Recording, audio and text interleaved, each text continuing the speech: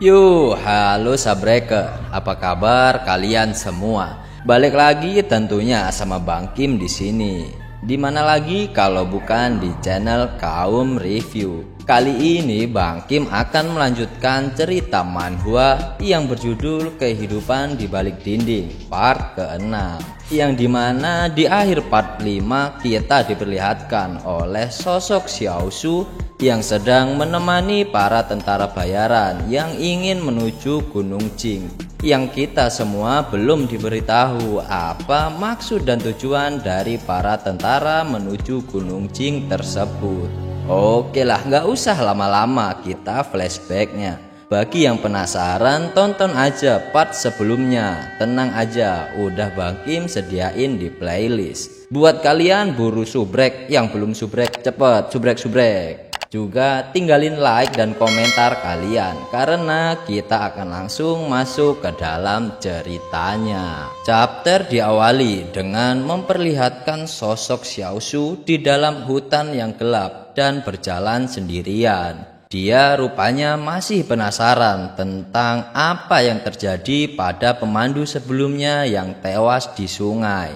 Xiaoshu pun merasa harus bersiap-siap dan berhati-hati, karena ia tidak tahu apa yang akan ia hadapi. Ia pun langsung membuat sebuah tombak dari batang kayu, dan Xiaoshu menyisir pinggiran sungai, karena menurutnya hewan buas akan muncul di dekat sumber air.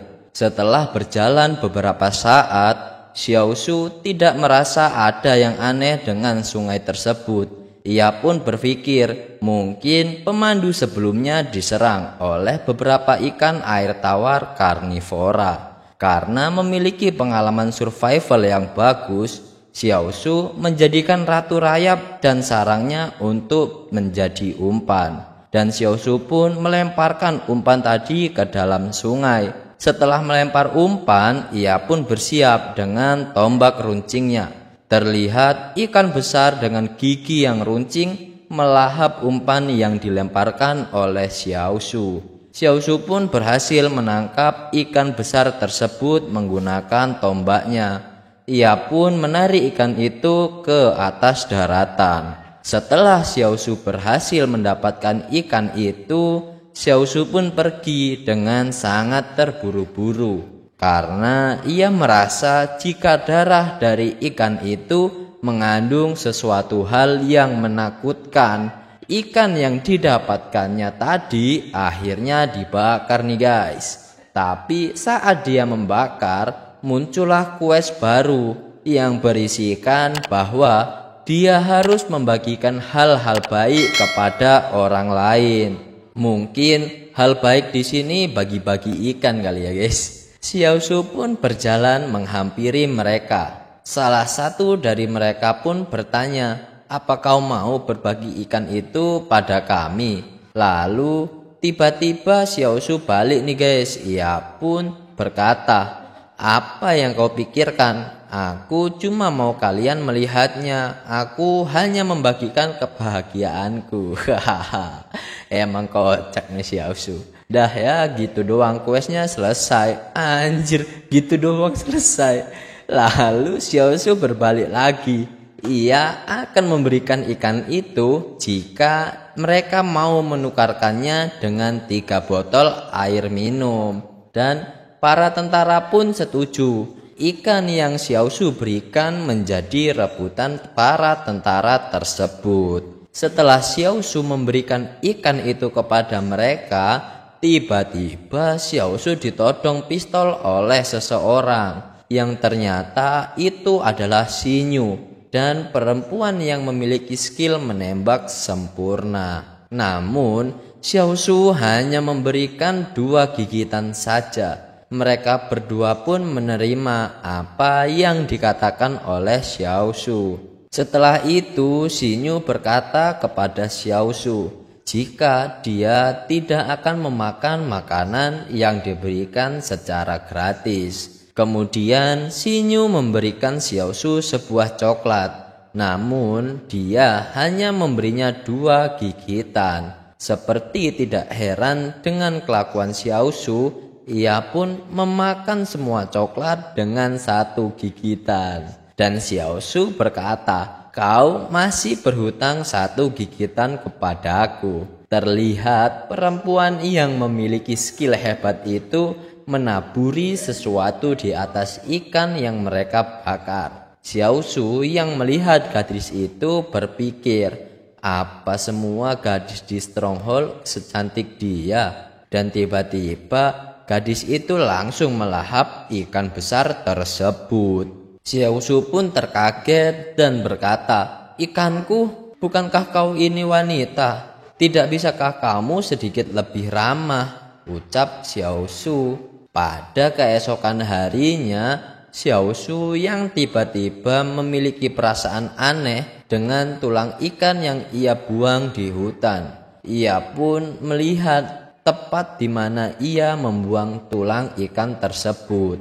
Namun ternyata tulang ikan itu telah hilang. Ia pun merasa khawatir tentang apa yang terjadi. Ia pun berasumsi jika semut yang membersihkannya itu sangat mustahil dilakukan dalam waktu semalam. Xiao Su pun kembali ke kelompok tentara tersebut. Dan ia menitipkan pesan pada salah satu orang untuk bilang ke semuanya agar sebisa mungkin berada jauh dari sungai. Orang itu pun berkata, "Kita sudah berada jauh dari sungai.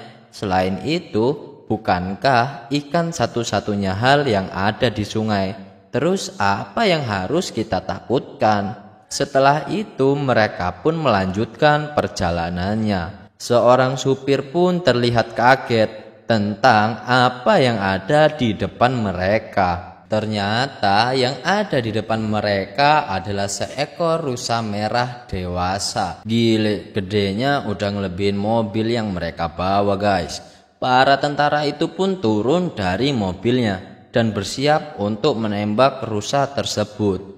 Seseorang dari mereka memberikan instruksi untuk tidak menembak dan berusaha untuk tetap tenang dan jangan membuat rusa itu marah. Tiba-tiba rusa itu berlari ke arah mereka. Kayaknya bakal nyeruduk nih guys. Mobil yang berada di depan pun berhasil menghindar dari serudukan rusa merah tersebut. Namun beda cerita sama mobil yang ada di belakangnya. Setelah itu mobil itu pun terseruduk rusa itu, melemparkan mobilnya hingga ke langit. Nggak kaleng-kaleng nih rusa, anjay, bisa sampai langit tuh mobil. Setelah berhasil melempar mobil dan menggulingkannya, rusa itu pun lari ke arah hutan dan para tentara itu menembakinya. For your info nih guys, ternyata perempuan ini bernama Yang Xiaojin. Oke, lanjut. Lalu seseorang memanggil Xiao Su untuk membantu yang terluka karena dia adalah dokter di kota. Xiao Su pun berjalan untuk mendekati mereka yang sedang terluka. Karena Xiao Su tahu luka yang diderita tidak parah, dia hanya mengucapkan kalimat "sembuhlah, sembuhlah." Anjir. Sorry guys, sorry. Bang Kim ngakak nih. Gila, Xiao Su ini gak ada obeng. Emang kocak bet. Orang yang mendengar hal itu pun kesal dan menyebut, "Xiao Su, dokter macam apa kau ini sebenarnya?" Xiao Su pun menjawab bahwa dia adalah dukun. Kesel gak? Aduh, gak berhenti Bang Kim ngakak bro, anjir. Setelah apa yang terjadi, mereka pun melanjutkan perjalanan. Dua orang yang terpaksa harus naik di atas pick up. Tiba-tiba salah satu dari mereka pun terjatuh. Lalu orang yang terjatuh itu diperiksa oleh Kapten Regu dan ternyata orang itu telah meninggal. Xiao Su hanya terdiam dan bertanya-tanya tentang apa yang barusan terjadi. Kepanikan pun mulai terjadi karena salah satu dari mereka yang mati secara misterius. Mereka pun berpikir bahwa hutan itu terdapat sesuatu yang aneh. Mereka pun menjadi semakin waspada terhadap apa yang ada di sekitar mereka. Salah satu dari tentara itu pun berbicara kepada Kapten Regu untuk kembali dan meninggalkan hutan tersebut. Dengan tegas, Kapten Regu itu akan tetap melaksanakan tugas dan jangan berpikir untuk kembali. Setelah itu, Shinyu pun berkata untuk berhenti berkelahi dan mereka harus fokus untuk keluar dari tempat itu. Xiaoshu yang ditugaskan oleh Shinyu untuk membawa mayat dari tentara yang tewas, namun ia melihat bagian leher dari mayat itu ada sebuah luka bekas sengatan. Xiaoshu pun berpikir jika racun dari penyengat ini dapat dan mampu untuk membunuh seorang pria dewasa. Dengan santainya, Xiaoshu berbicara pada mayat itu, "Lihat, bukankah kau jadi mati? Nah, apa kau tidak menyesal mati? Mereka membuatku duduk di belakang sini lagi," ucap Xiaoshu. Mereka yang mendengar Xiaoshu berbicara sendiri mengira bahwa ada yang tidak beres dengan kepala Xiaoshu.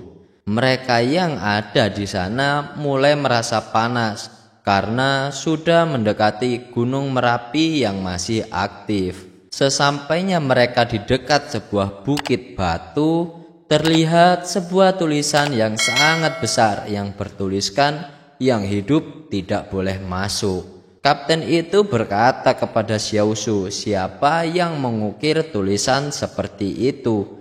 Namun Xiaoshu tidak mengetahuinya. Bahkan saat setahun yang lalu dia di sana, tulisan itu belum ada. Mereka pun mencurigai Xiaoshu tentang apa yang dia lakukan di sana setahun yang lalu. Dan siapa sebenarnya Xiaoshu? Kenapa dia menyembunyikan identitas aslinya? Dengan senyum tipisnya ia berkata, "Ada sesuatu yang kusembunyikan dari kalian dan aku sebenarnya..."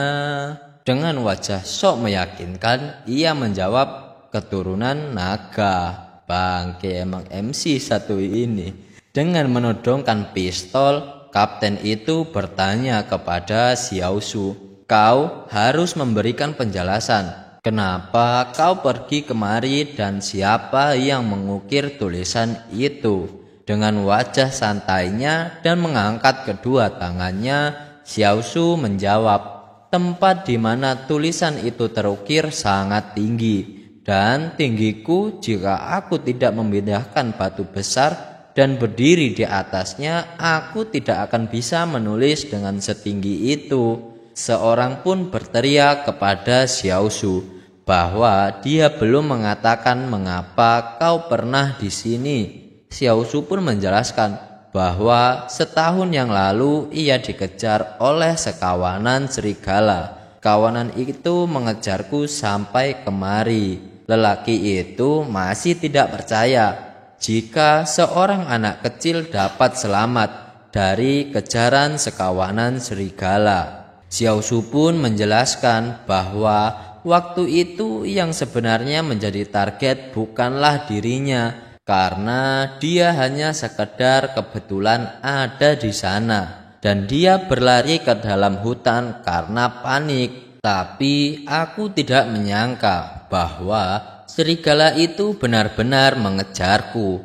Ia juga menjelaskan bagaimana cara dia bisa selamat. Ketika itu ia memasuki ngarai Howling dan para serigala itu berhenti mengejarnya. Mereka yang mendengar cerita itu cukup tercengang. Aku sembunyi di sana selama 2 hari.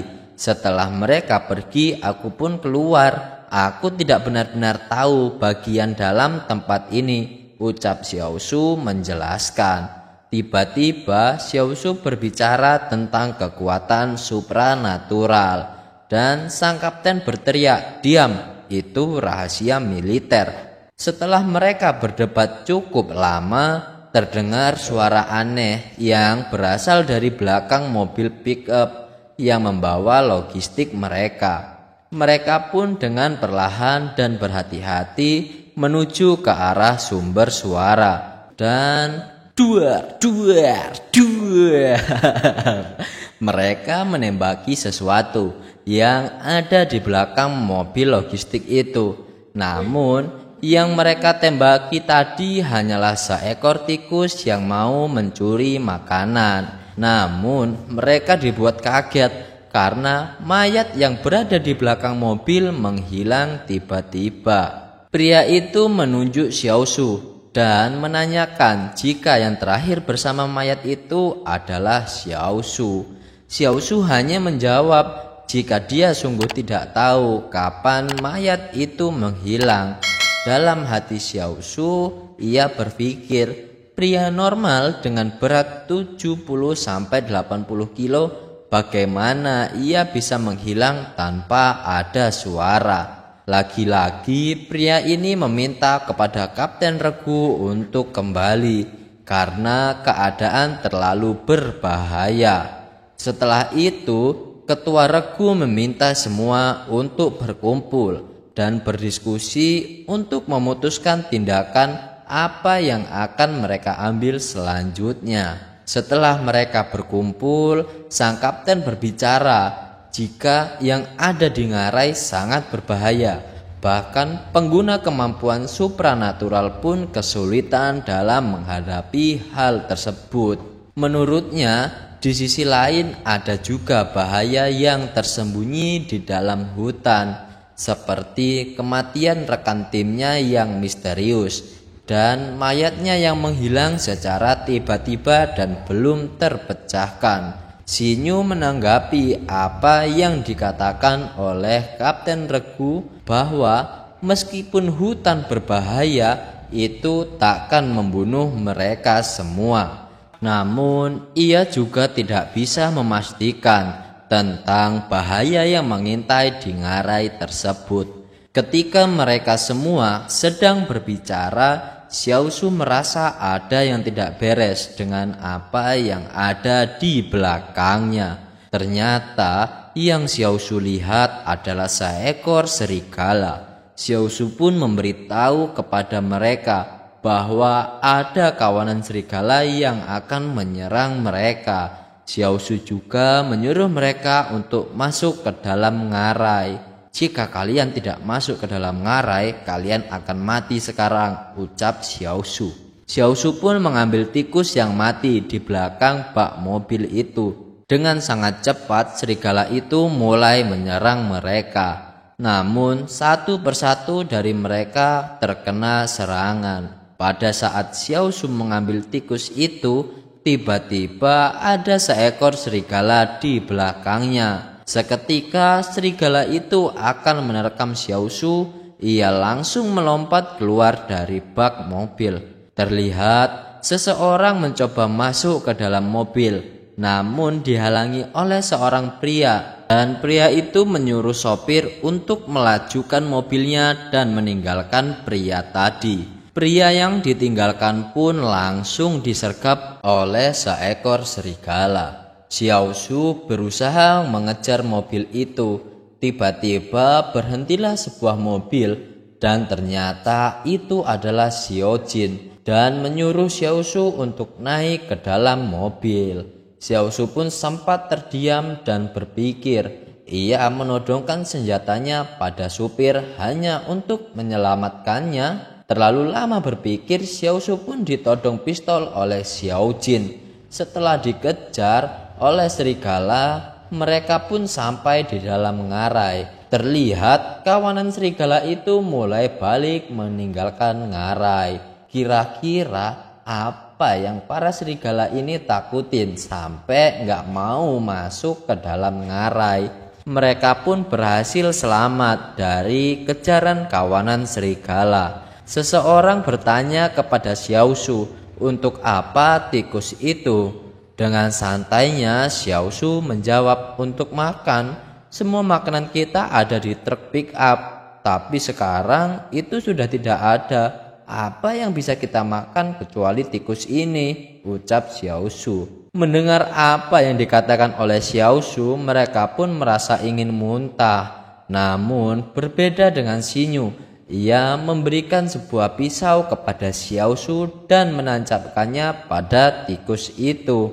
Xinyu berkata, "Beri aku sedikit juga. Sebagai gantinya, aku pinjamkan pisauku." Meminjaminya tidak berhasil. "Kenapa kau tidak memberiku pisaumu saja?" ucap Xiao Shu. Pada saat Xiao Shu berbicara, dari atas datang seekor hewan yang akan menyerangnya. Namun dengan sangat siapnya Xiao Shu berhasil membunuh hewan itu. Lalu mereka melihat ke atas ngarai dan ternyata ada ribuan hewan yang menyeramkan di atas sana. Tiba-tiba muncul sebuah misi untuk melarikan diri dari ngarai dengan sedikitnya 10 orang. Dan ya, akhirnya part 6 pun sampai sini aja guys. Terima kasih buat kalian yang udah nonton video ini sampai selesai. Bang Kim ucapin terima kasih juga buat kalian yang selalu setia sama Kaum Review. Dan tungguin updatean terbaru dari Kaum Review yang akan kita upload setiap harinya.